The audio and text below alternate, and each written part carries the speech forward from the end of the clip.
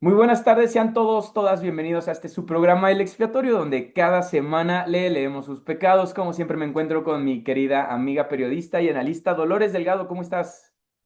¿Qué tal, Ricardo? Muy bien, lista para este capítulo. Pues la verdad es que es un tema muy interesante. El capítulo pasado hablábamos de China y en esta ocasión no es la excepción, aunque bueno, algunas empresas o algunas agencias de automóviles que también ya tenemos en México y nada más para darle a la audiencia un contexto muy general.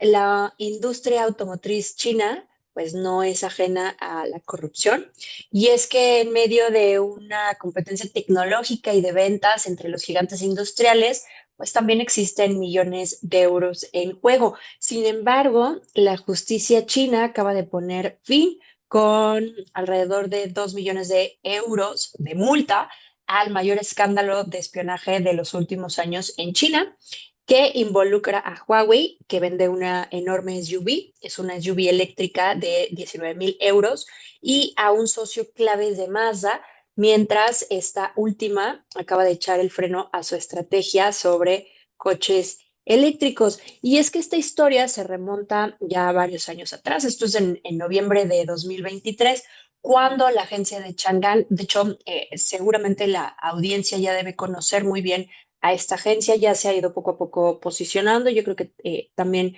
la ubicas. Hace tiempo me platicabas, Ricardo, de estos vehículos chinos. Pero bueno, Chang'an, que está presente ya en México, y un socio clave de Mazda en el segmento de los coches eléctricos, firmaron un memorando de inversión con el gigante que es Huawei, con el fin de establecer una cooperación estratégica en el sector de los coches inteligentes, lo que posteriormente daría lugar a una empresa denominada Jinwagon de desarrollo de servicios inteligentes y componentes para los automóviles. Y unos días después de que se empezó a vislumbrar lo que parecía un caso de espionaje corporativo que se derivó en el uso de información privilegiada, fue porque distintas fuentes en Internet comenzaron a circular sobre los detalles de este acuerdo, de este memorando que habían firmado entre Huawei y Chang'an. Y es que las autoridades reguladoras financieras chinas actuaron con rapidez y descubrieron que antes del anuncio del citado memorando, antes de que toda la población y más socios de la industria conocieran los acuerdos y conocieran este memorándum, ya había cuentas de valores vinculadas tanto a Huawei, perdón, como con el socio de Mazda, que habían realizado importantes compras de acciones de Chang'an con un valor final de 61 millones de yuanes o más de 7.7 millones de euros. Y pues la investigación logró descubrir que hasta 5 empleados de ambas empresas habían obtenido datos claves derivados del espionaje interno sobre ese acuerdo de cooperación y los habían utilizado como información privilegiada para adquirir miles de acciones del socio tecnológico de Mazda en sus coches eléctricos. Eh, ya transcurridos algunos años, ya si lo vemos un poquito más objetivo, que serán 2, 3 años desde estos hechos, la Comisión Reguladora de Valores en China ha dictado sentencias sobre este caso de espionaje, que pues ha sido el más destacado de la industria automovilística china en años. Y de entrada, pues la multa ha sido ejemplar, es de aproximadamente 16.69 millones de yuanes, o que si lo pasamos a euros son 2.100 millones de euros, además de confiscarles todos los millones de yuanes que lograron gracias a esta operación basada en el espionaje corporativo. ¿Qué nos puedes decir, Ricardo? Hemos hablado de el espionaje en gobierno, el espionaje en asociaciones civiles, A hemos título hablado de particular. espionaje, sí, pero ahora hablar de espionaje corporativo, ¿cómo están lidiando también las empresas? Oye, pero entre sí. Entonces, un caso que mucha gente a lo mejor puede decirlo, bueno, pues es una competencia y hay que saber manejarla, pero ya compartir información tan delicada, tan privada, ¿qué nos puedes decir al respecto? Bueno, que creo que la justicia actúa de manera muy distinta en China y en México. Me parece bastante interesante el monto recaudado, ¿no? Porque se incautan los 7.7 millones de euros, que es las ganancias que generan, porque si bien entiendo, lo que hacen Han y sus dos hermanos es comprar acciones de una empresa que estaba por surgir tras la alianza de Huawei y Mazda. Es es muy paradójico que estemos viendo esta confrontación, ¿no? de espionaje por la implementación de inteligencia artificial en los autos, porque de eso constaba la alianza. Entonces, a mí me parece paradójico que la implementación de inteligencia artificial, de un modelo de inteligencia artificial para la industria automotriz, termine en el escándalo de espionaje de la industria más grande de la última década y además que recuperen esta cantidad de dinero. No solo se le impuso la multa a las personas que estuvieron lucrando con la información empresarial, sino se incautaron las ganancias que obtuvieron por haber comprado acciones de una empresa que estaba surgiendo apenas y que apenas ellos conocían de esta gran alianza y cómo lo iba a impulsar. Me parece que hay una eficacia y contundencia regulatoria. Por ejemplo, hagamos una comparación con México. El caso del río Sonora pues ya lleva más de 10 años, ¿no? Sin resolverse y la suma que se le impuso a la empresa, según los cálculos que han hecho organizaciones como Poder, no alcanza ni a los 50 centavos por persona. Entonces estamos viendo esta disparidad de acceso a la justicia tan compleja, tan diversa y además tan inmediata, ¿no? Porque estas discusiones se tienen mucho. ¿Qué se entiende por pronta y expedita? Bueno, estamos viendo que por lo menos el Estado chino es garante respecto a sus transacciones o su seguridad transaccional en términos fiscales. Y también estamos viendo que es una sanción ejemplar. No ha habido una sanción que supere, por tanto, el monto de la ilegalidad. La multa de 2.1 millón de euros, además de que confiscan los bienes que obtuvieron, la limpieza institucional y la transparencia para el mercado, que esta es otra cosa que quizá podríamos aprender del modelo chino, ¿no? Desmantelar estos casos protege a los inversionistas minoritarios y asegura que las reglas del juego en la bolsa o en las diferentes bolsas de valores pues sean un poco más limpias por lo menos. México tiene una bolsa verdaderamente pequeña, creo que no son más de 200 empresas las que cotizan en bolsa, según la última vez que revisé, y si mi memoria no me está fallando. Pero no tenemos una bolsa grande como la puede tener Estados Unidos o China. Sin embargo, creo que en ese sentido los estándares de publicación de información sí que son bastante eficientes. Mucho del periodismo de investigación con enfoque en empresas y derechos humanos surge de analizar la Bolsa Mexicana de Valores. Y en ese sentido creo que sí hay algunos paralelismos entre los protocolos, pero siempre donde México se queda abajo sin el acceso a la justicia. Creo que eso. Otra cosa que me gustaría hacer énfasis, querida Dolores, y no sé tú qué pienses, es que este es un ejemplo perfecto de la diferencia entre una persona que hace uso de información confidencial con fines ilegales, es decir, un criminal, y una persona alertadora, un whistleblower, como le querramos nombrar, por ejemplo, Julian Assange, ¿no? Estas personas que usan secretos industriales o gobierno para denunciar violaciones a derechos humanos no son equiparables o equidistantes a una persona que usa secretos industriales o de gobierno para enriquecerse. Estos segundos son criminales.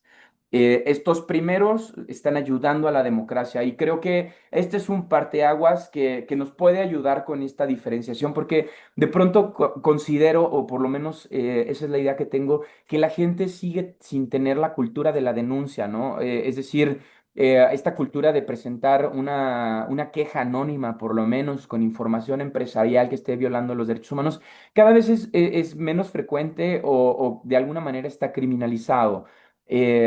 Algunas personas, por ejemplo, en España les dicen topos de manera peyorativa, cuando no es así, están defendiendo los derechos humanos, ¿no? En cambio, cuando tenemos estos casos de uso ilegal o ilegítimo de información o documentación corporativo de gobierno, para mí es muy fácil entender la diferencia. Y a mí me gustaría regresarte la pregunta justo con eso. ¿Qué crees que nos hace falta a las personas que trabajamos con herramientas de filtración de información, de secretos financieros o de secretos gubernamentales, para que la comunidad, la gente, pues acuda más a nosotros, nos presente quejas sobre presuntos casos de violaciones a los derechos humanos y que cada vez perdamos esta idea de que denunciar a una empresa es malo, querida Dolo. ¿Tú qué crees que deberíamos hacer mejor?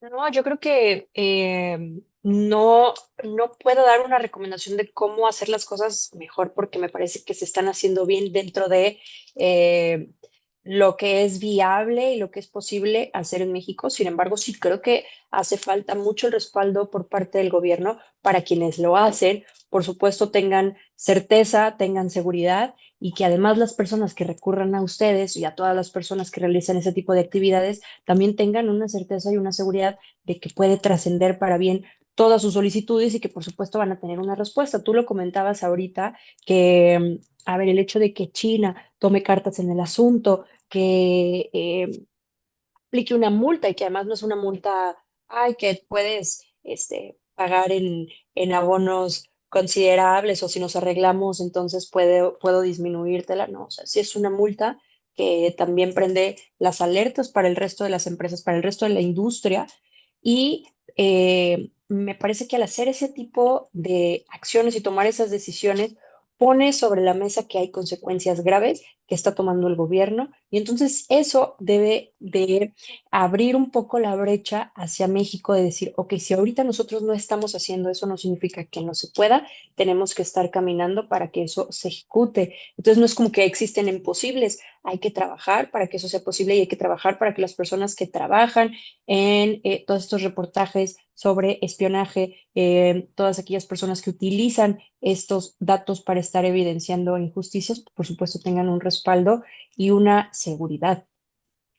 Sí, Yo pues, particularmente me quedo con esa, o sea, con relación a la información, yo me quedo con eso porque me parece que sí es de reconocerlo, digo, dentro de las muchas cosas que podemos hablar sobre China, sobre qué tan bien o qué tan mal ejecutan sus procesos, pero algo que sí es de reconocerles que están procurando regular y que es evidente que lo están haciendo, y entonces lo que tiene que servirle a México es que hay formas posibles, que hay vías para lograr una regulación y que también dentro de esa regulación hay que darle garantías a las personas que se dedican a eso en cuestión de seguridad, en cuestión de que esa información va a trascender para tomar mejores decisiones y también para estar regulando los comportamientos no tan éticos que tienen ya no solamente las empresas, porque hay empresas que dentro de su filosofía pueden ser muy éticas en su actuar, o sea, en ah, teoría son éticas, exacto, en teoría son muy éticas, pero en su actuar no.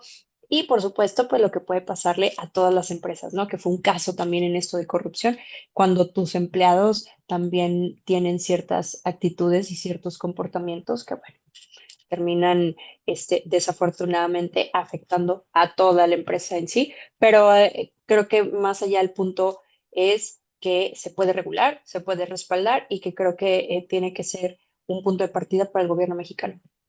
sí, me parece sobre todo solo un comentario sobre lo que dijiste, porque en un mundo tan globalizado no se afecta solo a una empresa, sino a la cadena de suministro completa. Por ejemplo, en un conflicto entre Huawei y Shanghai, embarran a Mazda, o por decirlo de manera coloquial, debido a que justo usan las plantas de Chang'an para producir sus coches Claro, eléctricos, particularmente el Mazda CX, que todavía no sale en Europa, está por salir. Y entonces, esta misma tecnología que utiliza Mazda es la que es con la que se genera el fraude, fueron secretos sobre esa tecnología. Entonces, ya no estamos hablando de solo un corporativo, sino estamos hablando de una cadena de suministros de la industria automotriz. Un error corporativo puede afectar a una cadena de suministros entera y no solo reputacionalmente hablando, imagina el daño financiero que ocurre tras este tipo de delitos y es por eso que los sistemas de regulación corporativa son tan importantes, querida Dolo. Yo con esto me despido, no sin antes agradecer al querido Jesús Escobar Tobar por permitirnos cada semana estar en su canal de entrevistas. Dolo, ¿con qué te despides? agradeciéndoles de igual manera al amigo Jesús el espacio y recordándole a la audiencia que sigan comentándonos. Nos gustó mucho que nos saluden, que nos estén sugiriendo, que nos propongan temas. Entonces, con mucho gusto las y los leemos y nos vemos en el siguiente capítulo. Ricardo, un abrazo. Muchas gracias. Abrazo de regreso, querida Que Dolores. te Ahí lo recuperes. tienen. ¿Cómo? Que te recuperes también. Ah, besos. Gracias. Pues no es grave. Además, el delincuente aquí anda echadito. Entonces no pasa nada, me chiquea mi delincuente.